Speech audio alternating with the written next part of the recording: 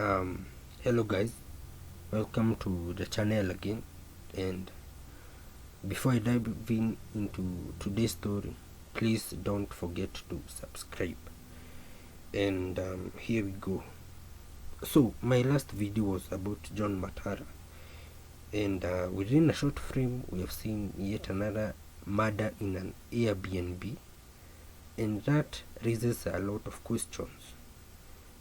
Why did this killer choose an Airbnb? And we could have had another case of a girl being murdered in elsewhere. This tells you what? This latest suspect wanted attention in his style of murder by chopping the deceased's body and putting the parts in a trash bag. Therefore, I tend to see this suspect wanted more attention in the public to maybe overthrow John Matara, because I am very sure this suspect had the Wahoo murder, and within a short frame wanted to enact it, but in a different way. So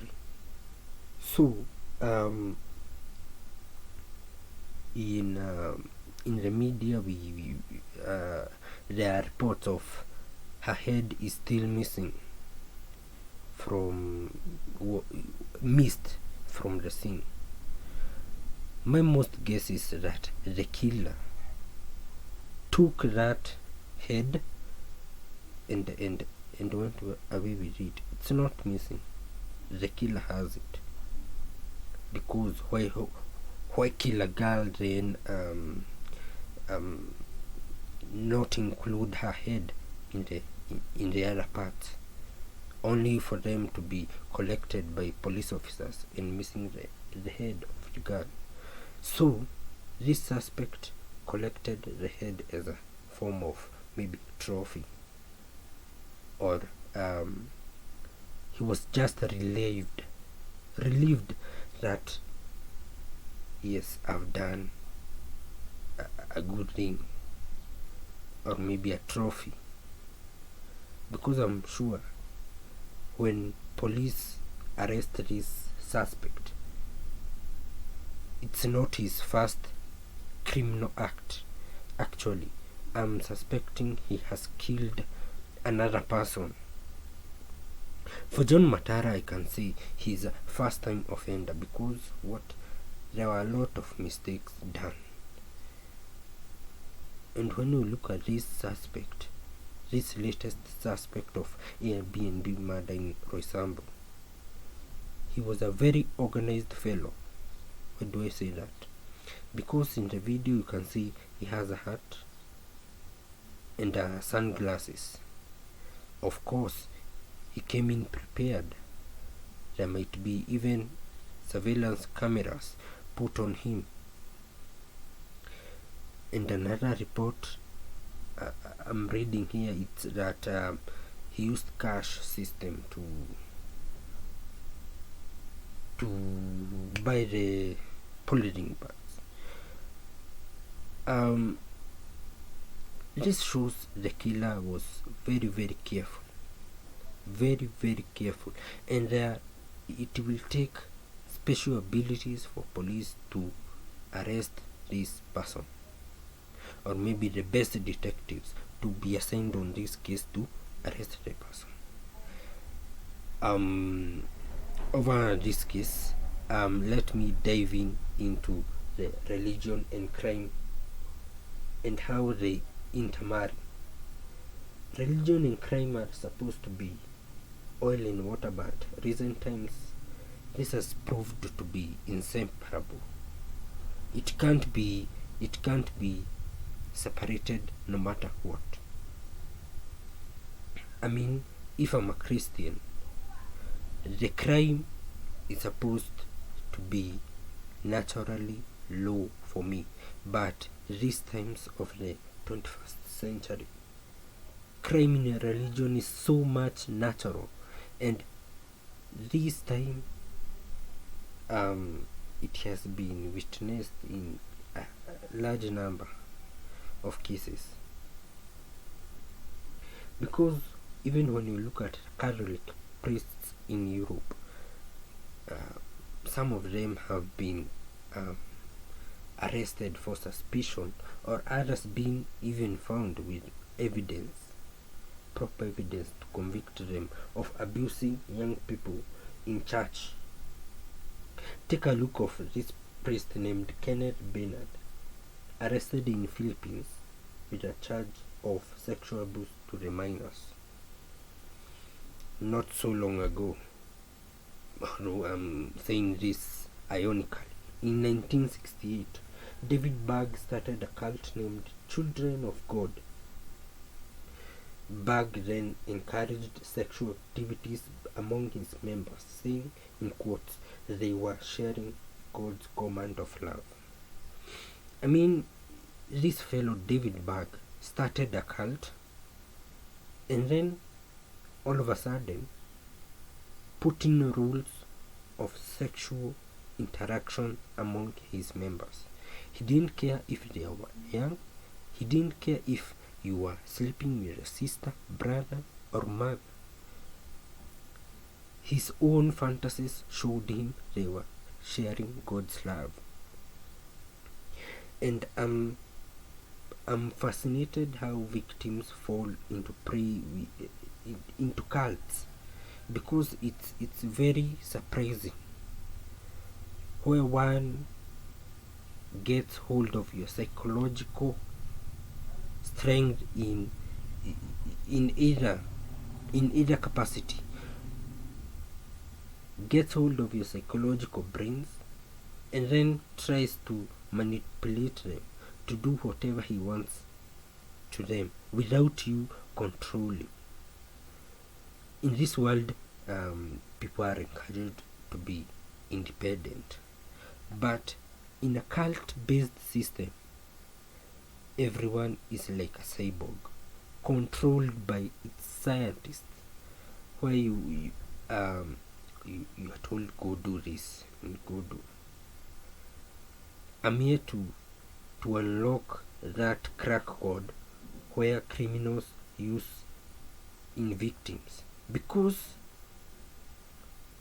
why do you sleep with your own kin and also sire kids with them? So recently, last year also, Paul Mackenzie in Kenya was arraigned in court for suspicion of leading a cult that resulted in deaths of hundreds. Of course, you know this cult, he was directing the members, allegedly, directing the members that they should starve to death, waiting on God's coming.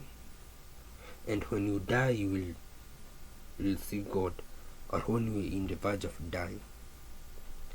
Surprisingly, even young children were brought into this cult.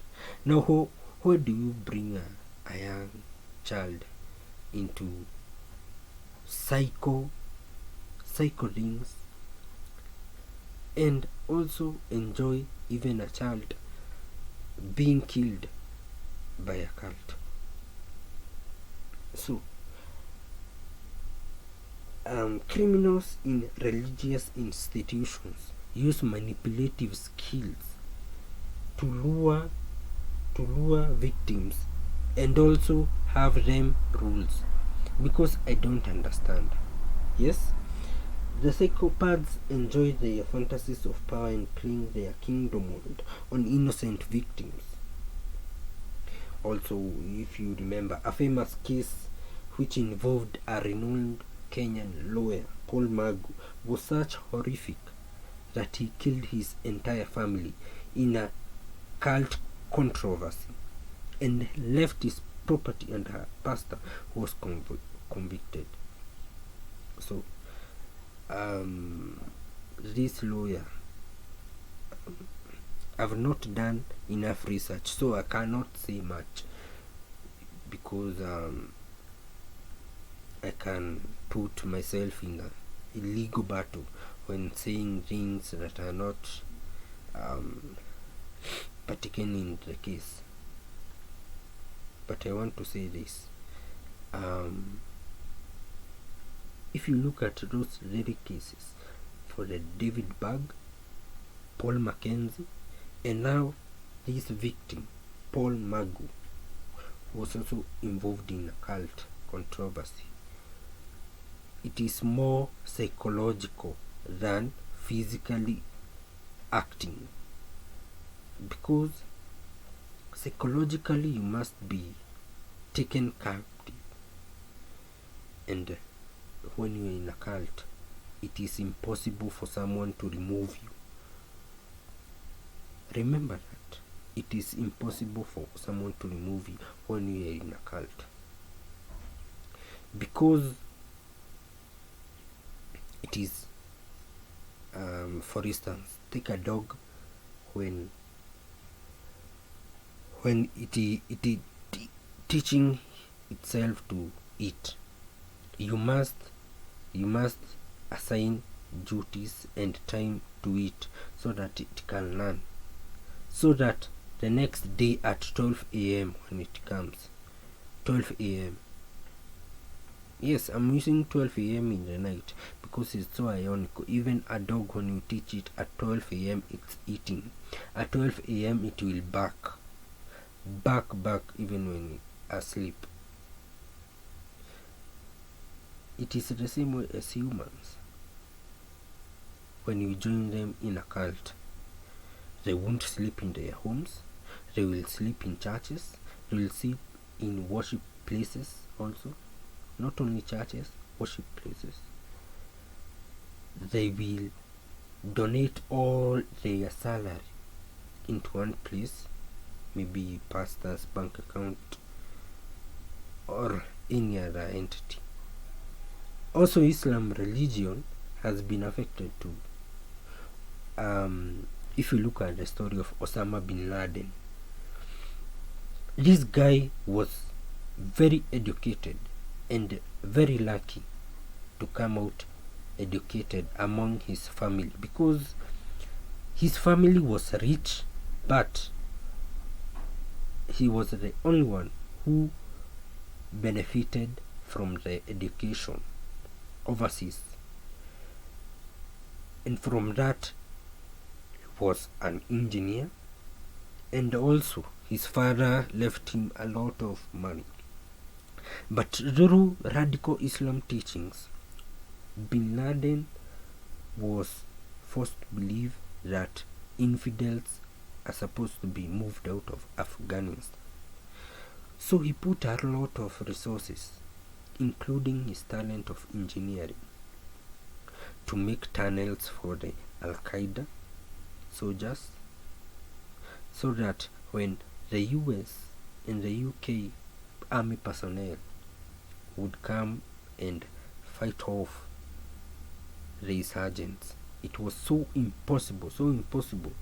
It is the reason why even the Taliban is still reigning today, because he left such a mark that infidels are not supposed to